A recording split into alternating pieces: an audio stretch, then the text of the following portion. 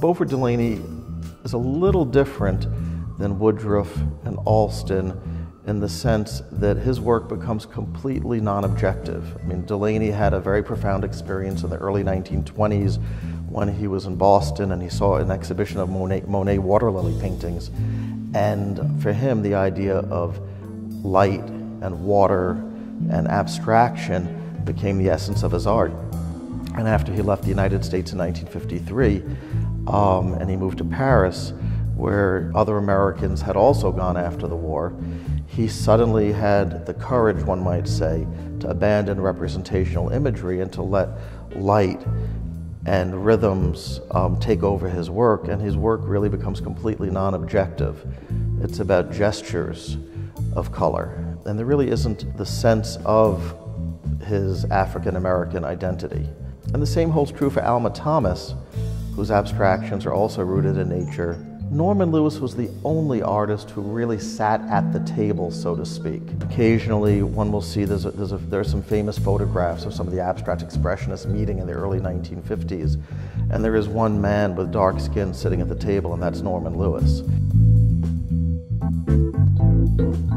Of this group of abstract artists, there certainly has been a sort of a slow, steady, if you want to call it, snowballing growth of interest and market in Alma Thomas, Beaufort Delaney, and Norman Lewis. There's no question that those three artists, we've seen their markets evolve significantly in the past 10 years. And the growth of interest, again, it really is like this really is sort of a snowballing effect. There's much more interest now than there was a year ago, and next year I anticipate there'll be that much more interest. And with acquisitions by museums and collectors around the country, and with inquiries and collecting abroad as well. Their markets are not quite as strong, whereas major paintings by Woodruff and Alston can be, very, very major paintings can be $75,000 to $250,000.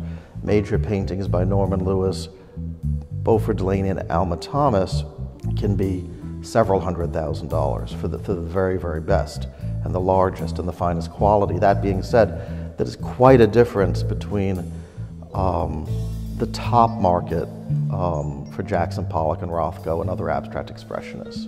But we've also seen, though, in the past decade, we've seen certain artists like Joan Mitchell and like Lee Krasner, we've seen them evolve tremendously in the market, and appreciation for their art as artists as well. And I think they go hand in hand, and I anticipate that we'll continue to see that kind of growth of awareness and probably the growth of the market for all the artists that we're discussing.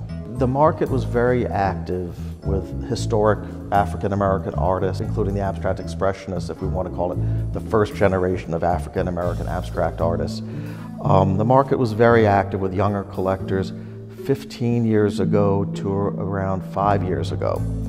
And interestingly, we saw many young collectors shift their interest to contemporary artists.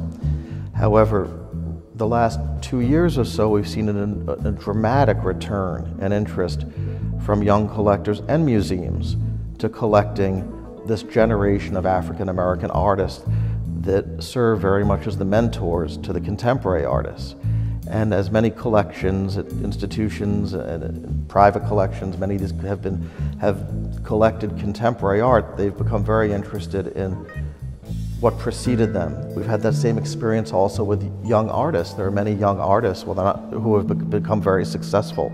And they're also very interested in looking at and learning and even collecting the history of African American art. So we've seen this return, which is very exciting.